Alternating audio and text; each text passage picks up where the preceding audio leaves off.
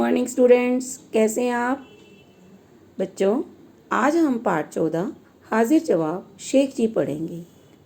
बच्चों, इस पाठ में शेख जी की हाजिर जवाबी को आप पढ़ेंगे और आप में भी शेख जी की तरह हाजिर जवाब बनने का आत्मविश्वास जागेगा। वैसे तो हम इस कहानी का मुख्य उद्देश्य मनोरंजन करना है, लेकिन फिर भी हम इस पाठ में आप देखेंगे कि कैसे शेख जी जो थे उनकी जो हाजिर जवाबी थी वो बहुत प्रसिद्ध थी। चलो आओ अब हम पाठ को पढ़ते हैं। सुल्तान मीर मुर्तजा के सेनापति शेख जी थे, जो कि अपनी हाजिर जवाबी के लिए प्रसिद्ध थे। सुल्तान कई बार शेख जी से अटपटे प्रश्न पूछते रहते थे और शेख जी भी झट से उन प्रश्नों का उत्तर देते कि सुल्तान तो क्या पूरे दरबारी ही हैरान रह जाते थे। एक दिन क्या हुआ, शेख जी और सुल्तान जंगल में शिकार करने गए। अब दोपहर का समय था, बड़ी धूप भी थी, गर्मी हो रही थी। तो राजा ने यानी कि सुल्तान जी ने शेख जी को कहा कि शेख जी जाओ घोड़ों को पानी दिखा लो। अब शेख जी ने क्या किया, घोड़ों को लिया और दूर झील पर चले गए। उन्होंने क्या किया, झील से दूर से ही घोड़ों को पानी दिखाया और घोड़ों को वापस ले आए। अब जब वो वापस आए तो सुल्तान ने देखा कि घोड़े तो प्यासे हैं।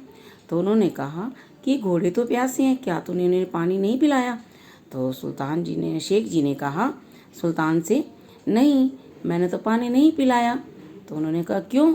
तो शेख जी ने कहा कि आपने घोड़ों को पानी दिखाने का हुक्म दिया था, पिलाने का हुक्म नहीं दिया था। तो शेख जी का ये जवाब देकर सुनकर सुल्तान जी को बहुत गुस्सा आ गया। उन्होंने कहा कि तुम बिल्कुल महामूर्ख हो, जितना कहा जाता है उतना ही करते हो। तुम युद्ध कौशल में तो बहुत निपुण हो, लेकिन व्यवहारिक ज्ञान में बहुत पीछे रह गए हो। तो शेख जी ने कहा, हुजूर, अगर मेरी हाजिर जवाबी आपको मूर्खता लगती है तो ये आपकी सोच है।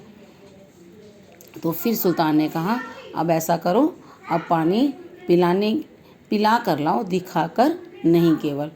तो शेख जी ने कहा, अब ठीक है, अब मैं इसको पानी पिलाकर ही लाऊंगा। और फिर वो घोड़ों को ले गए और पानी पिलाकर ले आए। तो सुल्तान जी ने शेख जी को कहा था कि जो समझदार व्यक्ति होता है वो एक काम बताने पर 2 काम करता है, वो आगे तक की सोचता है। तो शेख जी ने ये बात पकड़ ली। तो एक दिन क्या हुआ कि सुल्तान की बेगम बीमार हो गई।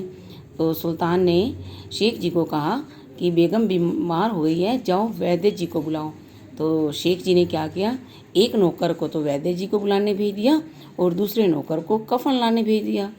अब जब वैद्य जी आए तो जब वो बेगम साहिबा की नाड़ी देख रहे थे तो दूसरा नौकर भी आ गया और वो क्या लेकर आया, कफन लेकर आया।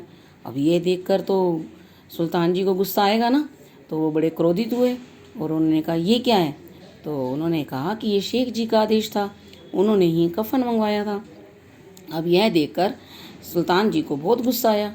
उन्होंने कहा, क्या यहाँ पर शेख जी के अब्बा मर गए हैं जो ये कफन उन्होंने मंगवाया है? तो शेख जी ने कहा, गुस्ताखी माफ़ करना, मेरे अब्बा तो बहुत पहले मर गए हैं। तो फिर सुल्तान ने शेख जी को कहा, तो फिर ये कफन क्यों मंगवाया है? तो उन्होंने कहा कि आपने ही तो कहा था कि एक बुद्धिमान व्यक्ति होता है, एक काम बताने पर 2 काम करता है, आगे तक की सोचता है। तो जब आपने कहा कि बेगम बीमार हो गई है, वैद्य जी को बुलवाओ, तो मैंने आगे की सोची और मैंने वैद्य जी के साथ साथ कफन भी मंगा लिया। सुल्तान बहुत खींच गए, उन्हें बहुत गुस्सा आया, लेकिन वो कुछ नहीं बोल पाए। और सुल्तान अब ये ज़रूर समझ गए कि शेख जी को हराना असंभव है, यानी कि मुश्किल है। तो बच्चों, आपको कैसी लगी कहानी? आई होप आपको बहुत मज़ा आया होगा। तो बच्चों, आई वांट कि आप ये कहानी ध्यान से पढ़ेंगे, अच्छी तरह से इसकी रीडिंग करेंगे और जितना भी कक्षा कार्य दिया जाता है उसे याद करेंगे। धन्यवाद।